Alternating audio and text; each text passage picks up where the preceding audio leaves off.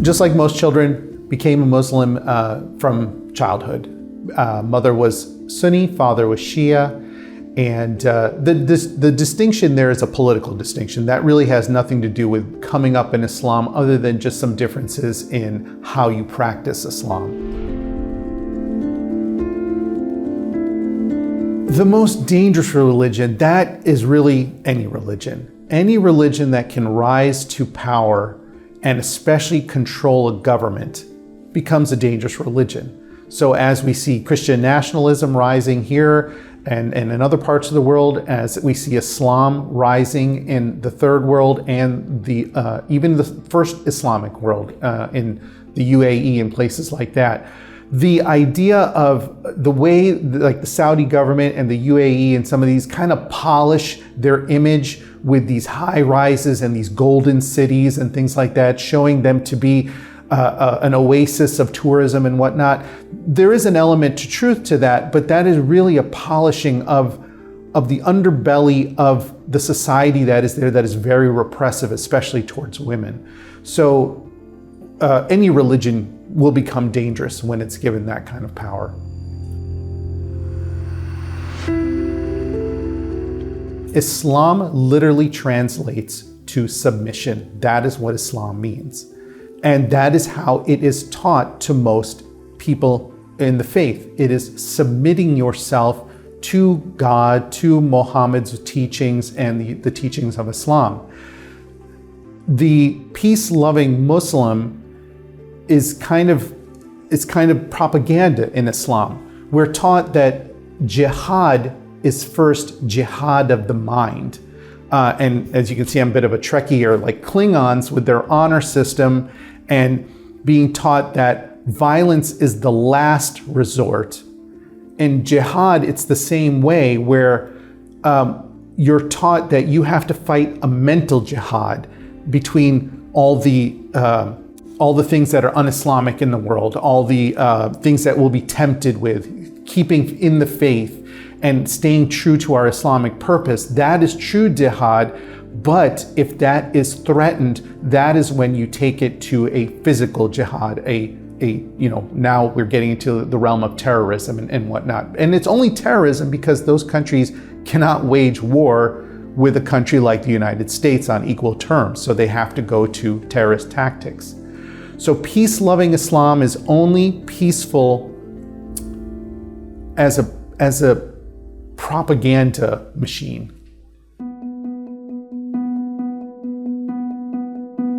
My deconversion, the way I got out of Islam, there's a specific moment, a specific day that I remember that essentially woke me up and said, yeah, this is just ridiculous. Why am I still believing this? My father died when I was 15 years old, or a little younger than that. And, of course, that just brought me further into the faith, got me stronger with the faith, being an impressionable teenager, and with the promise of seeing my father in heaven later on. My stepfather died about 10 years ago. As an adult now, losing my faith, still holding on to it, but having slipped away from it more and more. I remember going to the funeral, going to the cemetery, and my mother and sister and my stepfather's daughter were told to stand back, to be essentially behind the scenes, while the men, me, my brother, and my stepfather's friends and relatives were in the front around not a casket, but essentially a wake, and to help bury my stepfather. That was it. That was the moment I realized this is wrong. The people that loved my stepfather the most are over there, while the men who mostly are not connected to this person are up here. And that told me everything that I needed to know to let go of the rest of the religion. I have a soft spot with talking about women in Islam because I my mother, my sister, and I see growing up in Islam what I was told the position of a woman is in Islam, being very much a second-class citizen and with virtually no rights. And then I see the women in Iran specifically, because it's a unique play on their pushback on the Islamic regime of that country, is that most of, especially the older Iranians, they remember a free Iran. Iran only became Islamic in 1979. So there's a lot of people there that remember what Iran was like and how free women were. Free women wore skirts, went to school, didn't have to cover up, had almost or basically equal rights as men. And when you take that away in an instant, literally overnight, of course there's going to be backlash for a generation 2, 3 that is passed down to the descendants, letting everyone know this is not right. So when I see that kind of pushback to the government there, I'm hopeful, and I'm especially specific with Iran, I'm hopeful that the lessons won't be lost that the old generation remembers from when they were free.